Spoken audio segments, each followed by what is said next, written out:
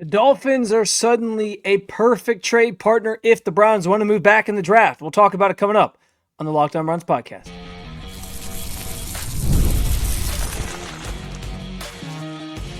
You are Locked On Browns, your daily Cleveland Browns podcast.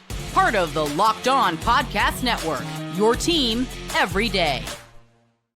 What's up, Dog Pound? I'm Spencer German, your host of the Locked On Browns podcast, and proudly covering your Cleveland Browns each and every single day in the land and on the road. Today's episode brought to you by FanDuel.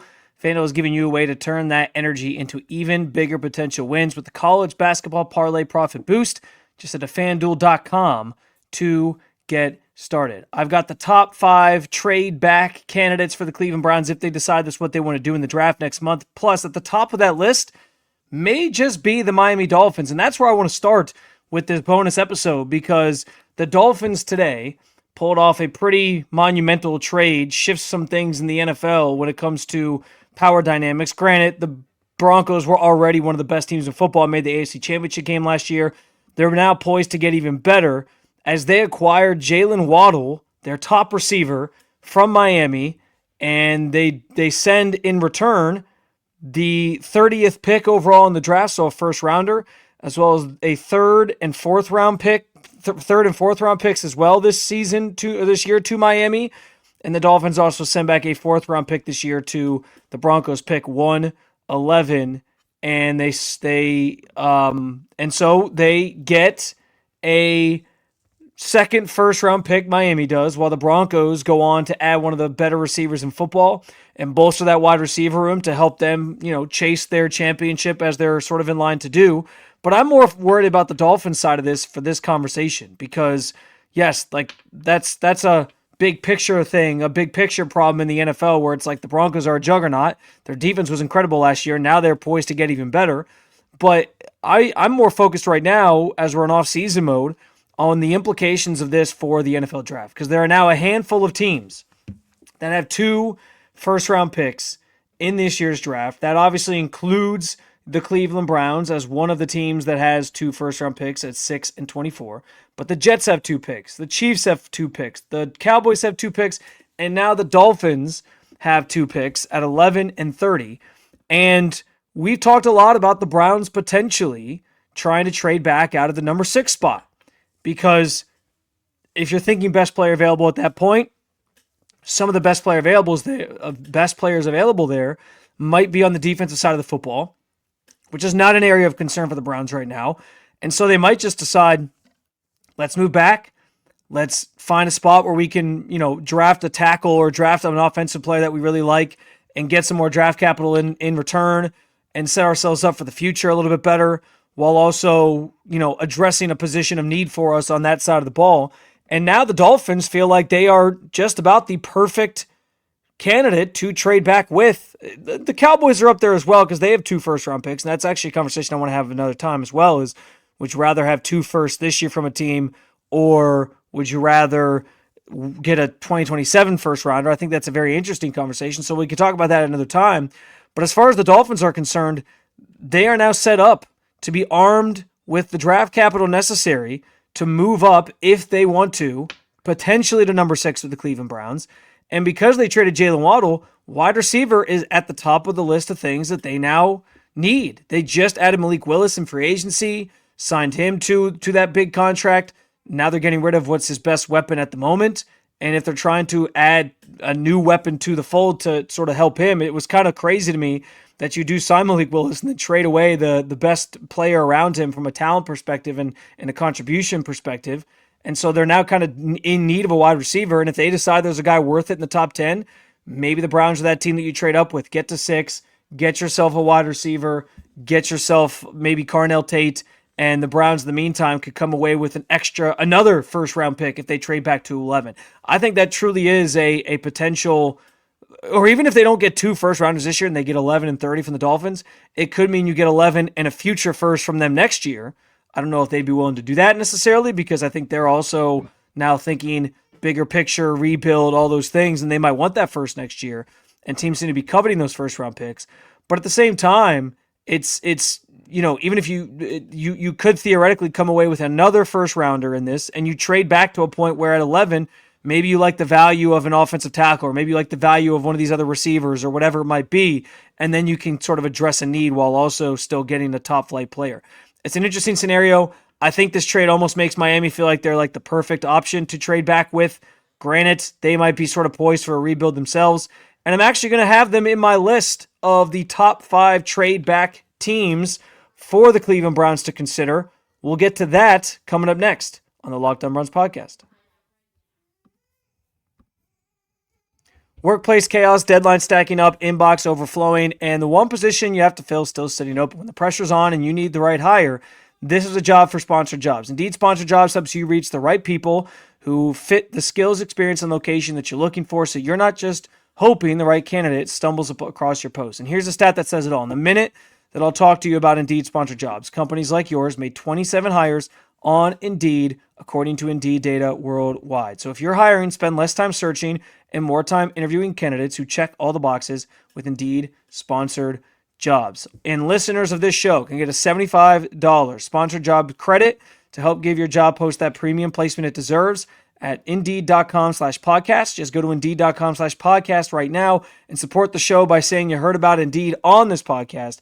Indeed.com/podcast. Terms and conditions may apply. Need to hire?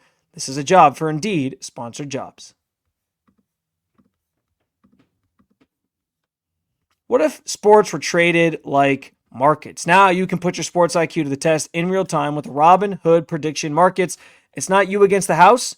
It's you participating in a live market. You can buy and sell your positions live all game long. Use your sports knowledge in the moments that matter. Robinhood prediction markets changes the game. It's people moving the action. So when the momentum shifts, you can move with it. I always knew the game, but never knew I had a dynamic way to apply that knowledge. Now I can actually take part live in a market powered by the people. You're no longer just a spectator. Play by play, you decide. Trade every play with Robinhood, now available across the U.S. Download the Robinhood app to begin. Futures and cleared swaps trading involves significant risk and is not appropriate for everyone. Event contracts are offered by Robinhood Derivatives, LLC, a registered future commission merchant and swap firm.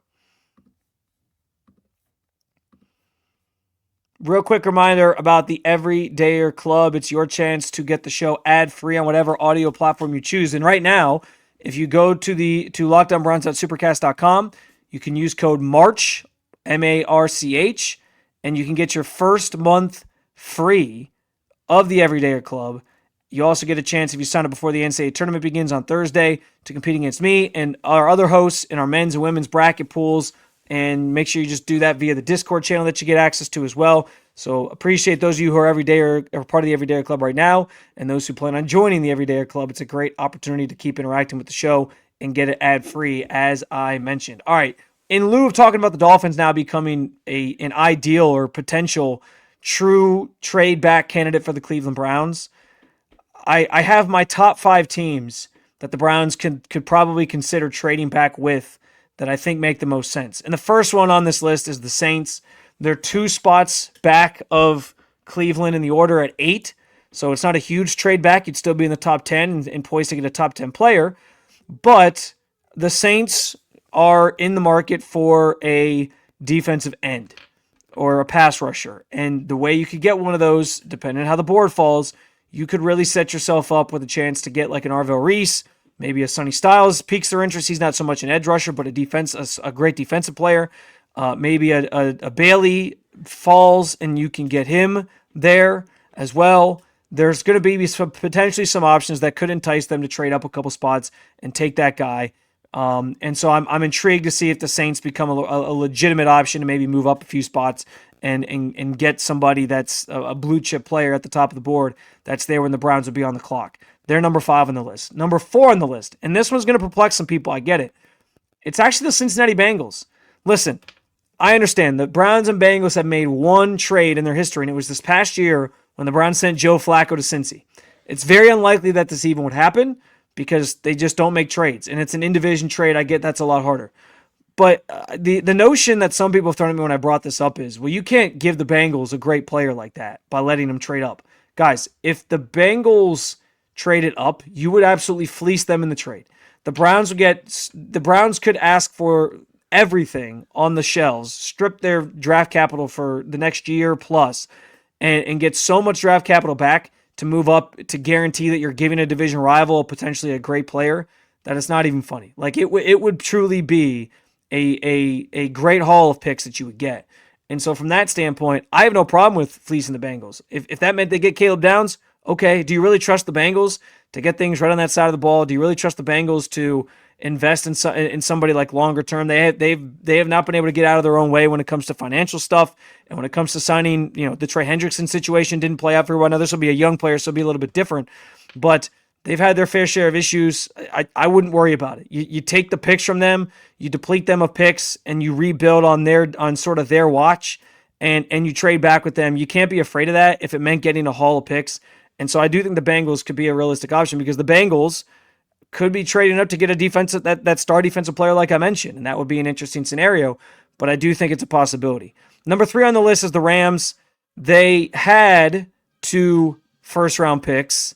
Now they only have 1 first-round pick, but we know the Rams mentality, that sort of screw them picks mentality, and so I do think there's a world where they consider even giving up their other first-rounder if it meant you were getting or trading up in the draft, using that first rounder to trade up in the draft, and saying whatever to some other picks that you might have if it's a future first next year, whatever, because they're in win now mode, chase the Super Bowl mode, all those different things. And so I don't necessarily think it's a guarantee that they're going to make that pick at 13. And so they feel like a realistic option for the Browns to potentially trade back with as well, because of the way that they've done business in the past in terms of building their roster and the situation they're in as they try to chase a championship.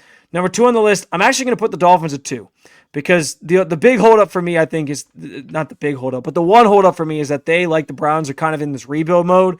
And so I don't know how inclined they're going to be truly to give up future picks or whatever to move up to 6 to get a guy, even if it's a position of need like wide receiver. It's a possibility, like I brought up, because they might now really crave a wide receiver and want to trade up to get him, like a Carnell Tate, and decide, let's do it, let's make this move. And now they have a bunch of draft capital to do it. But they also recognize where they're at, and as they rebuild this roster, they want as many picks as possible. So it might not be advantageous for them to do that either, but I still think they're pretty high on the list of teams that you could trade with as they sit on my ranking number 2. And then number 1 is the Cowboys. Cowboys have the 12th overall pick, so 1 spot behind the Dolphins there at 11. And I think the biggest thing with Miami the biggest thing with Dallas that always, that's always in the back of my mind is simply the fact that Jerry Jones can always be talked into things, and Jerry Jones kind of beats to his own drum, and he makes these gut decisions sometimes, or these bold decisions sometimes, to get that one last guy to put their roster over the top, or that he thinks is going to put the roster over the top. He is as shrewd as it comes when it's the draft and you're trying to build a roster and make moves. And I think that there's certainly an opportunity where the Cowboys could look and say, we really like a guy that's up there at 6. Let's trade with the Browns, get up there. They also do have 2 firsts this year, so maybe you could get another first this year, or maybe you get a future first from them, even though I know one of those is supposed to go to the Jets right now, theoretically. But I think the Cowboys are as aggressive of a team as any when it comes to roster building because of the way Jerry Jones operates, and that they're number 1 on the list. Do you like my list of the top 5 trade partners if the Browns want to trade back in the draft? If I missed anybody, let me know. You can hit me up in the comments section at the Locked On Browns YouTube channel. You can hit me up on Twitter as well, at Spencito_. Another episode down. If you liked what you heard, hit that subscribe button. Make Locked On Browns your first listen every day, wherever you get your podcasts. And make sure you check out my friends as well at Locked On Cavs and Locked On Guardians. Thank you for being every day at the Locked On Podcast Network. Catch you next time, Cleveland.